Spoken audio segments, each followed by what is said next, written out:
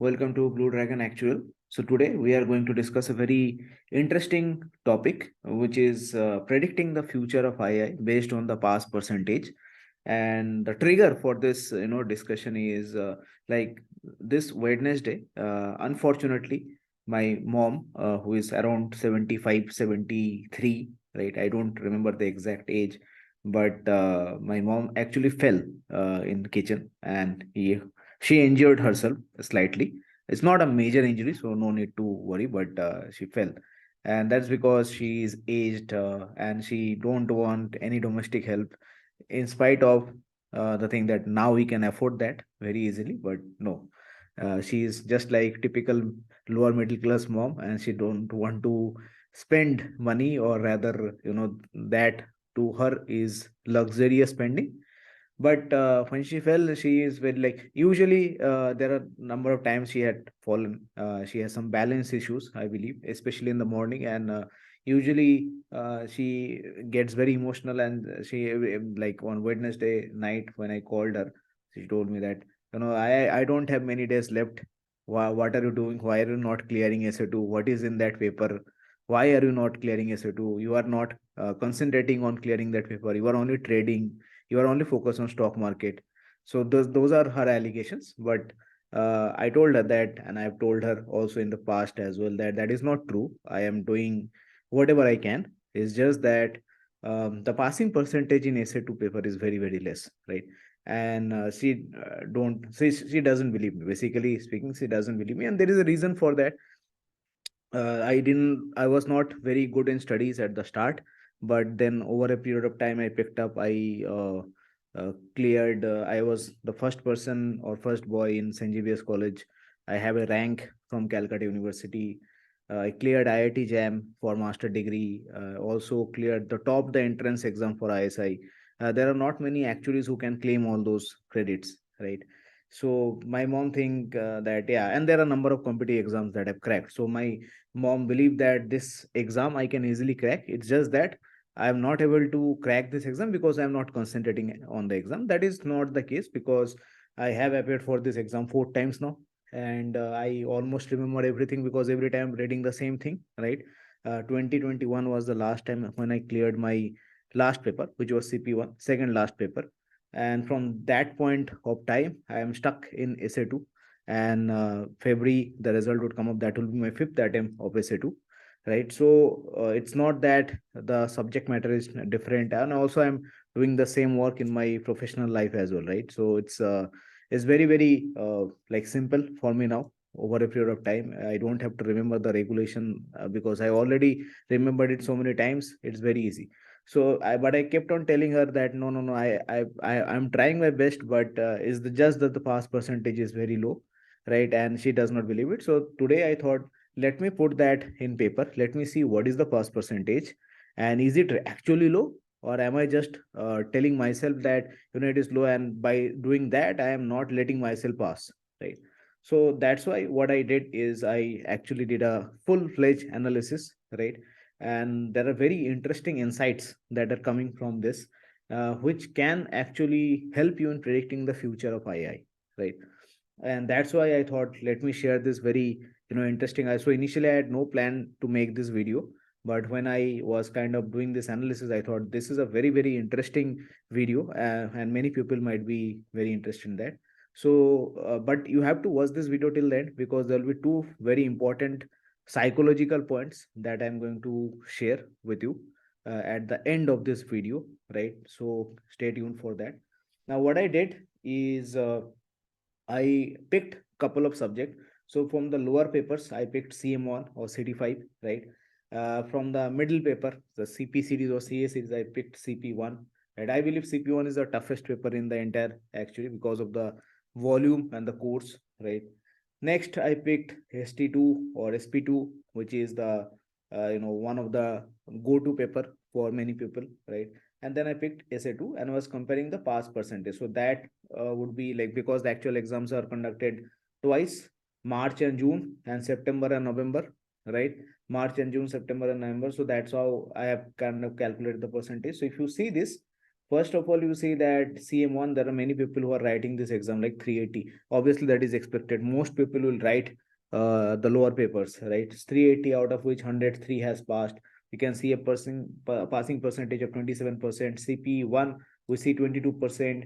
ST2, 95 people are appearing, 22 are passing, 23%. Suddenly in SA2, 26 people are appearing and one people is passing, right? Let's see if this trend continues in 2013. And I did a 10-year analysis. So 2013, 360 people here, almost similar percentage. 92 people, 109 people. 95 people, 93 people, almost similar percentage. 26 people, 29 people, 29 people, similar percentage. Once again, two people passed, right? You can see these numbers are coming in double digits, 62, 19, 17, right? But there is a this number is coming in single digit, right? So till now my hypothesis is true, right? So also you can see that there is a wide fluctuation in 2012. It is 27%, 22%, 23%. Suddenly in 2013 it has reduced by 10%, right? Which is 17%, 17%, 18%. Then in 2014 it has increased by some 12%, 29%, 15%. Then again it has increased 31%. This time this is one of the best result. I believe this is the best result of CT5. 39% have passed, then 27%. So CP1 has almost remained quite consistent, right? SP2 varies widely. SA2, once again you can see 4, 5, 2, 2, 4, 5, right? If you go on in this way, 8, 3, right? This is the only time it has crossed double digit, or it has not crossed double digit, just hit the double digit 10, right? So another thing that we can see here is from 2019, which is the COVID year, like the COVID struck in this year. And also there was a syllabus change, right? I think COVID struck in 2020. So this 2019 was the syllabus change year, right? Syllabus change and the curriculum changed. So there is a huge drop in the number of people who are appearing, right? 587 people here, 249 people here only, right? Probably because the institute was like the IAI was not going quite kind of sure that what they are going to do, what study material they're going to follow. Maybe that's why there is a huge drop. But that's drop. The problematic situation here is that drop has continued 249 to 161, 122 to 143. Right here, there is some increase, but 209 to 123, 59 to 83. Right. Here also there is some increase, but if you see here, overall you can kind of understand that the number of people has dropped. Like from 249 to 169, it's almost 100 people drop, right? Especially for the lower papers, we can say that there is some drop. Like very less people are willing to write papers from or start their papers from II, but they are there. So obviously that means that they would probably be moving to IFOA, right? Because some people have already written paper from II and they would continue to write the higher papers. But when they are starting, right, when they are starting, they are not that willing. Also, you can see a huge, not that huge, I mean, some percentage improvement in the higher paper. So CP1, you can see 19% to 26%, 26% to 39%, right? Similarly here, 26% to 39%. So the lower paper has not shown any increase in percentage, but the higher paper has shown some increase in percentage. And once again, the number of SA2 passer is 2, right? So that is for March, June. So if we move to September, right? So almost similar percentage, not similar percentage. Once again, there is a random fluctuation. 27% here, 14% here, 22% here, 20% here, 23%, 20%, right? So there is a random fluctuation. Once again, if you compare year by year, right, then also there is a random passing percentage, which is the trend that you have seen here. Sometime 27, sometime 39, sometime 29, right? So there is a random fluctuation that is going on. One thing that stayed consistent is the SA2 passing percentage is always unit digit, right? Which is only here, I think it was 10.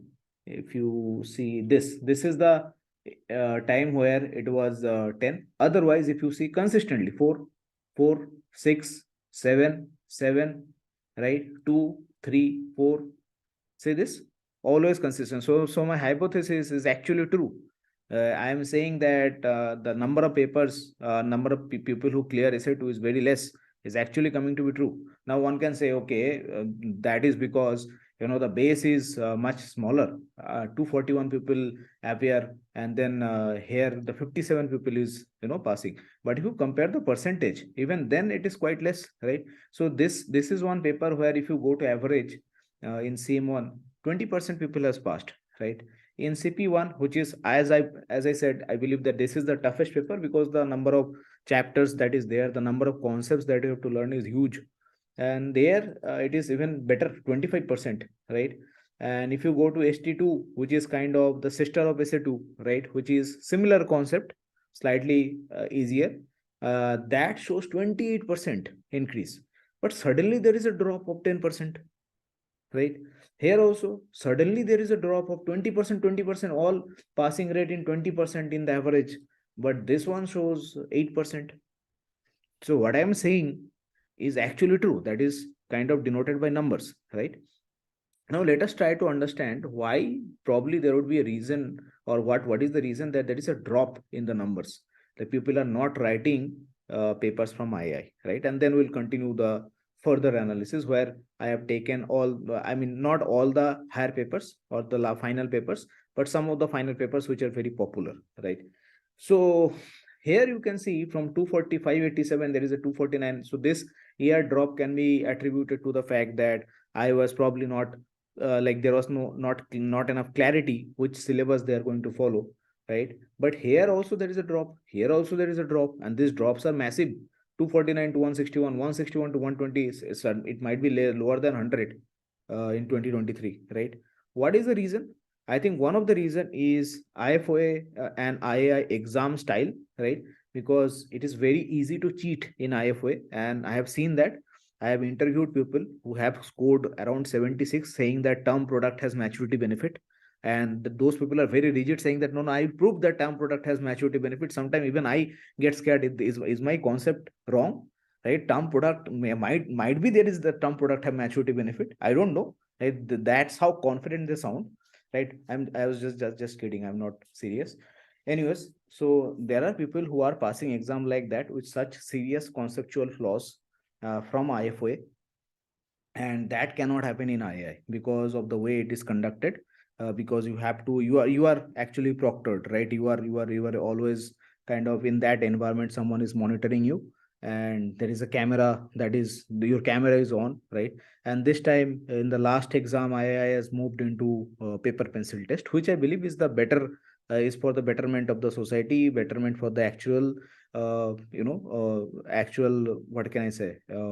Actual community. That is because actually is a mathematical exam, and it is important that we write those paper so that the numerical concepts that are tested in the exam are not made trivial just because of the fact that it is conducted in an online format, which happened in IFOA. And obviously you should not, like, people don't understand the importance of passing the exam fairly, because you might clear the exam, that might give you the opportunity to get shortlisted, right? I already made a video on paper versus knowledge, so you can check that video with all the details. But just to summarize, you can get shortlisted for the interview, but you will never be able to clear the interview if you say that term product has maturity benefit. That is stupid, that is idiotic, and you are not fit to be an actuary if you are saying that after clearing CM1 with maybe 80%.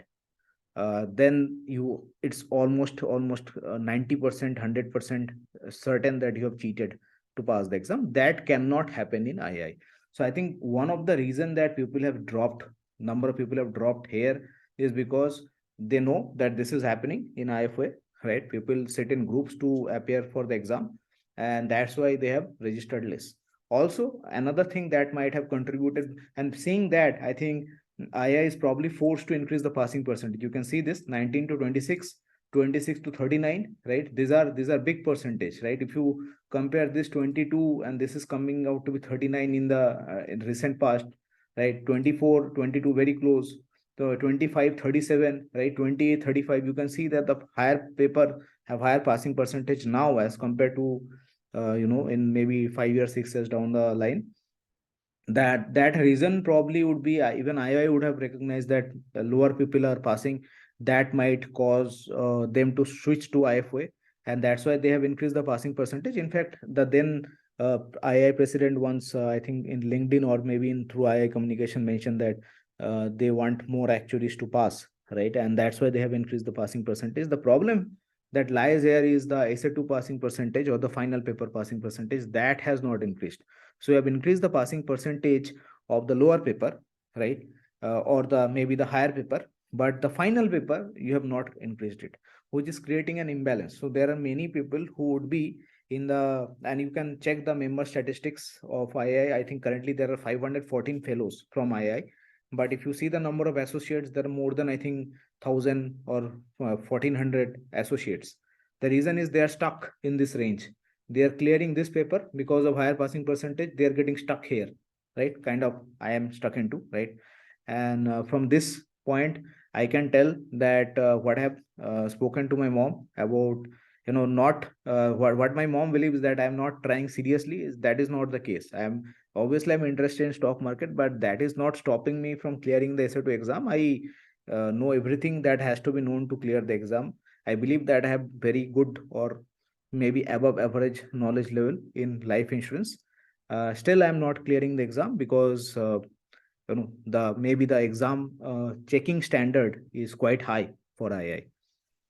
So with that at the back of our mind, and don't worry about if you forget some of the insight, we'll still go through a summary of insight at the later part of the presentation. So we have seen that for the the maybe the mid high papers, there is some increase in the passing percentage, but for the lower papers, right, there is not that significant increase, and the passing percentage have varied randomly, right? Now let me see if that is a case for SA2 only, or if that is a case for all the high papers. Okay, so if we see the passing percentage in SA2, SA1, initially 2012, see this, zero candidate passed. SA2, 1% passed. SA3, zero candidate passed. SA7, now at that point of time, SA7 was not existing. So what I did is I combined SA5 and SA6, right? So out of 10 people, 1% passed. So you can see that this is a very disastrous passing percentage, right? This is something which is, I don't think where there will be, not only in India, very few exam in the entire world would have this passing percentage. I don't think there is any exam in the world, right, which have this low passing percentage. In fact, when I spoke with my counterparts who are in offshore countries, maybe in Canada, Hong Kong, they are surprised to hear about the passing percentage. They think that it is much easier to clear the final paper, right? Because you have done all those hard work for this amount of time, right? So the final paper is kind of combination of all those hard work, and it is easier to clear. For them, it is very difficult to understand that in India, that is not the case, which is kind of shown by the numbers. Here, the passing percentage is 11%. SA1 has shown some improvement. SA2, out of 29 two people, 7% once again. SA3, 11%. Right, and SA7, 20%. So in this way, if we continue down, so once again, we are seeing that the number of people that here, right, the same thing, 12, it has not gone down, right? 55, 59, 30, 26, there is not decrease, 7, 9, right? Similarly, 18 to, so in this case, after 20, so in 2020 there was like there is only one exam, so that's why there is nothing here. Similarly, you can see there, right? But if you move on, 10 people, right, 59 to 83, so you can see that there are a number of people who are, why there is a drop 18 to 10, and from here 15 to 59 to 83 and 26 to 33, because these two papers, SA2 and SA3, even if you check the percentage, passing percentage, this is 8% and 9%, right? This shows that the other papers, if you check for SA1, that is 16% average. These are the average numbers. SA7, that is 23%, right? But these two papers, the passing percentage is very, very less, right? 8% and 9% over a period of 10 years, in which, and if I go to the total level, I have also calculated total level, right? It doesn't change. SA2, 9%, SA3, 8%. That is 20 exams, right? That is 20 exams, 10 into 2. And in this case, there is not one exam is less, so that will be 19 exams. If you consider 19 exam, 9% passing percentage, when the other papers have 14%, 26%, 20%, 24%, 26%, 29, this is SA2 only, right? So I think this is quite less, right? So it does produce a strong case that the exam standard for these two papers, SA2 and SA3, is quite unrealistic, right? And this is in numbers, right? Nobody can deny that, and nobody can challenge this number, because this numbers, this statistics is produced by IA himself, IA itself, right?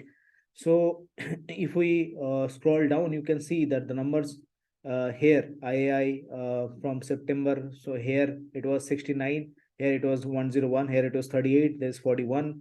So these numbers has remained almost constant. However, in the lower papers, what we have seen is that numbers has fallen quite drastically, but in the higher papers they have not. That is because there are many people who are stuck between this range, the higher paper range, and the final paper range, right?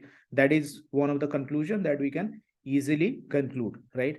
And we have also seen that when we are kind of going to the total level, then SA2 and SA3 are the most difficult paper to pass, probably the most difficult paper in the entire world, considering all the exams to pass. I don't think this sort of passing rate, because when I cleared the ISI exam, I think at that point of time also, maybe I think because that is a very tough exam to clear.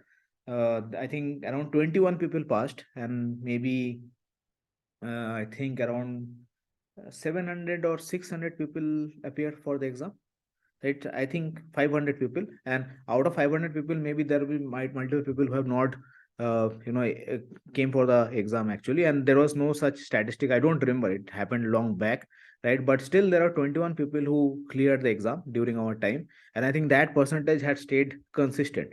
Like I was a few days back, I saw a post on LinkedIn regarding the ISI passing percentage. By ISI, I mean the Indian Statistical Institute, not the Pakistan agency. Please don't confuse that, right? So I mean, I think it's hovers around 20, 21, like that, 18. So ISI is one of the most difficult exam to pass, and I think even that would have better percentage than this, right? And that the another advantage there is the consistency of the passing percentage is quite similar. Here it is very, very random, right?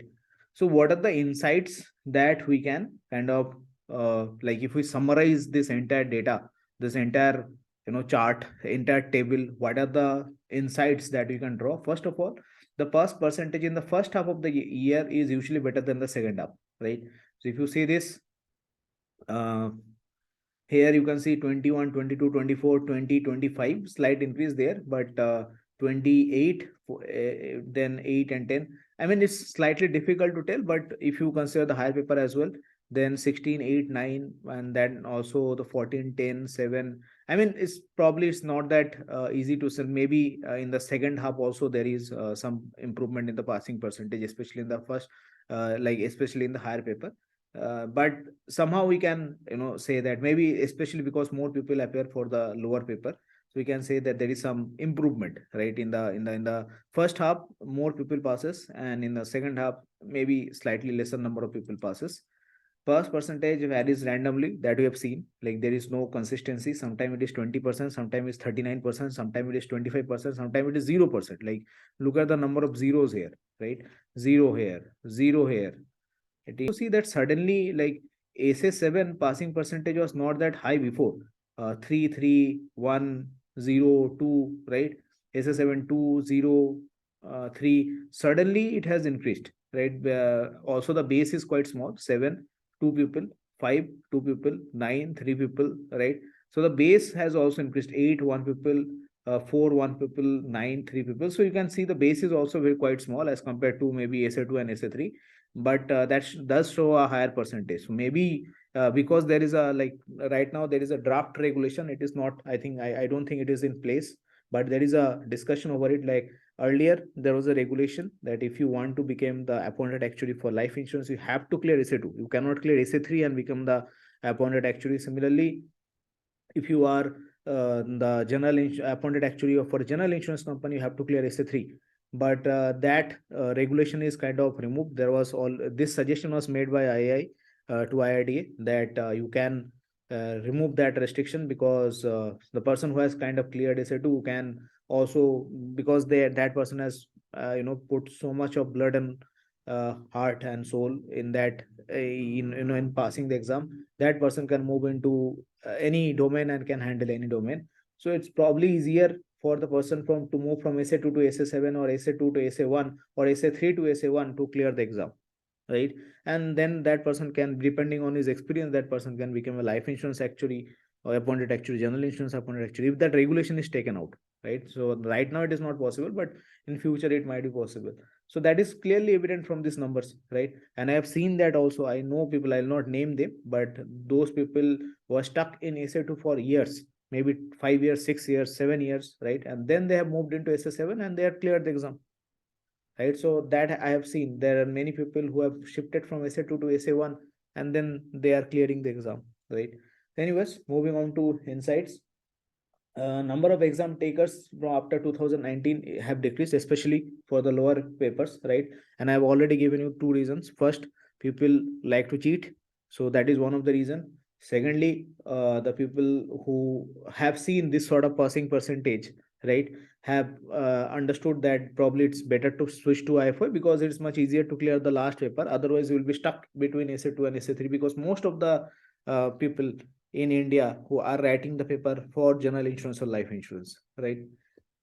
Moving on, after 2019, higher pass percentage has increased. Already discussed that, right? SA2 and SA3 have least pass percentage. Is very, very clearly evident from the total figure.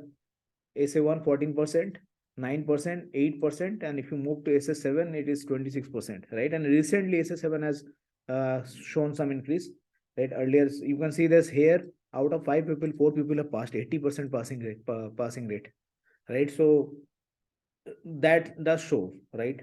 Exam passers in SA series is always almost always a single digit number, especially for SA2. It's 5, 2, 7, 9, 1, 4, 0, right? Is always a single digit, right? No matter how many people are, 80 people appearing, 6 people passing, 100 people appearing, 2 people passing, right? It is never more than, like, I think there is only once that it was 10, right? Otherwise it is very, very less. SA7 and SA1 have high pass percentage. As I mentioned, there are many people who have moved to SA7 and SA1 just so that they can clear the final paper, right? Finally, moving on to the objective of IAI. Why this is very important? Because based on the insight that we have seen, and because this video is about predicting the future of IAI, based on this, right? What is IAI known for? IAI is known for conducting exam, right? And conducting exam which are cheating free, so that people who are coming out of those exams, passing those exams, are supposed to have a good decent knowledge, right? That's what IAI is supposed to do. It's a statutory body, right? So if you see this second point, to promote the status of actual profession, right? To promote the status of actual profession. However, unfortunately, what is happening, because of this passing percentage or whatever reason, maybe because some people like to cheat, which is not ethical, which is very unethical, which will haunt you in the long run.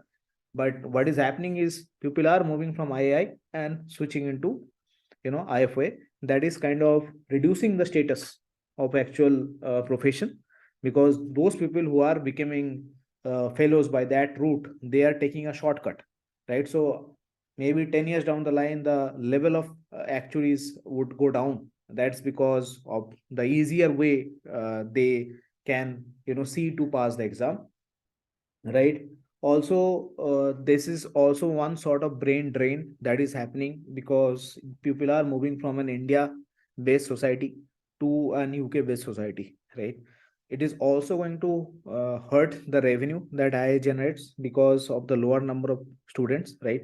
So IA generates revenue through exams, by selling the study materials, by conducting events, seminars, etc., right?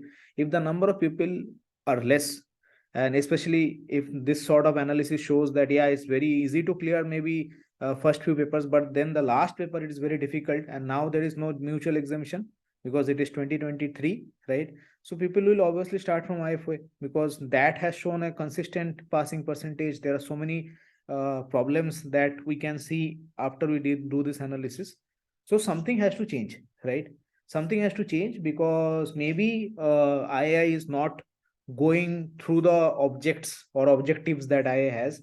And because of that, there are people who are unfortunately moving from IAI to IFY. This might hurt IAI in the long run because although there are many people who would not compromise on the ethics, but I think this portion, right, this portion, 9%, 8%, this is problematic. Why?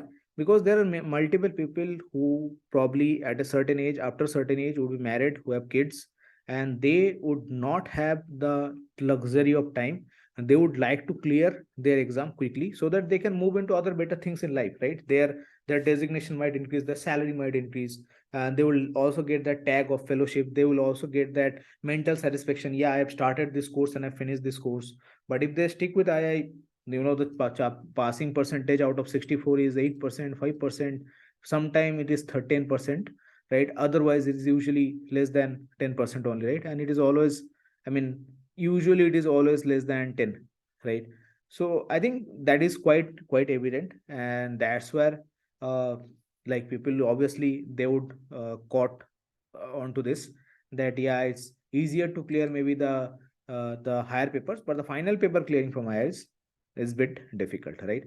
So I think that's where anyone who is kind of who is from II, maybe a senior person, need to think about that, and not necessarily that whatever I am telling is correct. It might be incorrect as well. I might be looking at the data from a different perspective, and they might have a different perspective, right? So that it's not necessary that I might be correct, I might be wrong here as well. My, like, the insights that I'm driving out of this data might be wrong, but that same thing that person also has to do, that person also has to kind of give himself or herself the opportunity to be wrong, and see what, okay, someone has told something about this, is that going to impact us, right? Because if that is going to impact us, then this 4 5 positions, all of which is kind of dependent on the number of promotion of the actual profession, and increasing the number of actuaries in India, creating proper and better actuaries in India. All of those objectives of IAI will be hampered, right? So it will be a statutory body not following its objective, which is not, like, I don't think anyone who is running IAI would be kind of inclined to do that. So I think this is something that IAI needs to think about, and obviously I hope that in the result that is coming out, I clear it from SA2.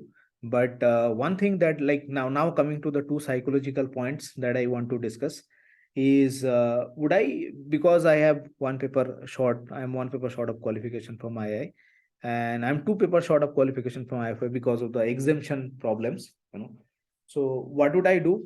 Now I'll wait for this exam result. I think it is coming on February 8, and I had a really good exam. I hope and I feel that I should clear the exam. But if I don't, right? So maybe I'll shift my focus to IFA and clear my last two remaining papers from IFA, because it is much easier to do so. From that, mathematically it is much easier to do so, and we are actuaries. We understand the risk management. So first of all, I will manage my risk, but I will never like take any other route to clear the fellowship exam from II.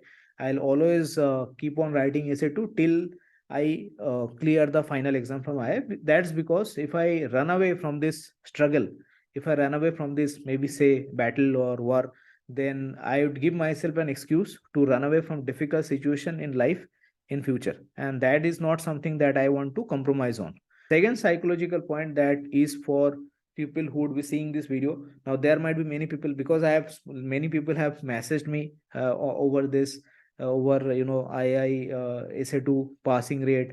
This time I went to Kolkata to write the paper, and I met a couple of people who are kind of very furious, and they're very senior level people, much older than I am, over 50, and they are very furious with II because of this, and they have actually changed their paper.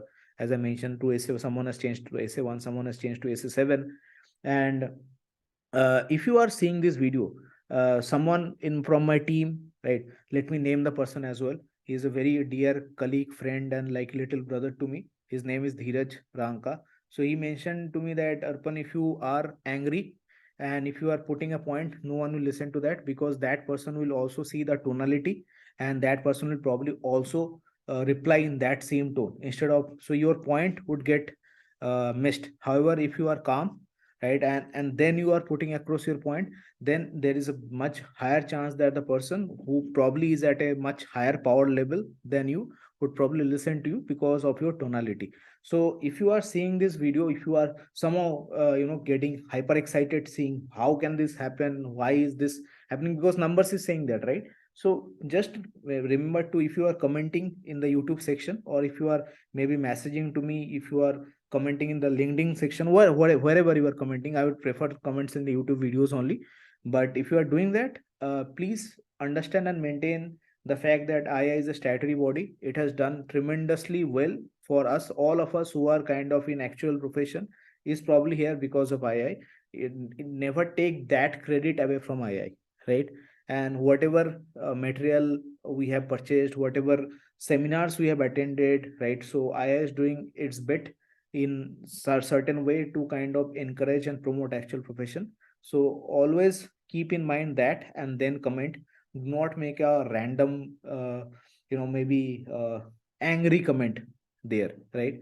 So you can obviously request, and I think if you like Dheeraj mentioned, that if you request with proper tonality, proper you know manner, then everyone would listen to you, and probably something would be done on this, right?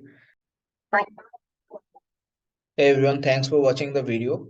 So we have opened a new Instagram page, which is Blue Dragon Actual. So actually is a lifestyle change, and because of that, there is sometimes it's very strenuous for us to continue with actually, and sometimes we need to smile. So in order to kind of cater to those needs, we are pushing some funny contents here, some memes, materials, etc., along with some knowledge bites, motivational content, etc. So if you like that, you can come to this page. The link will be there in the description and also in my about section in the YouTube channel. So you can come there and follow this Instagram page. Thanks for doing this, and thanks for watching this video. See you in future videos.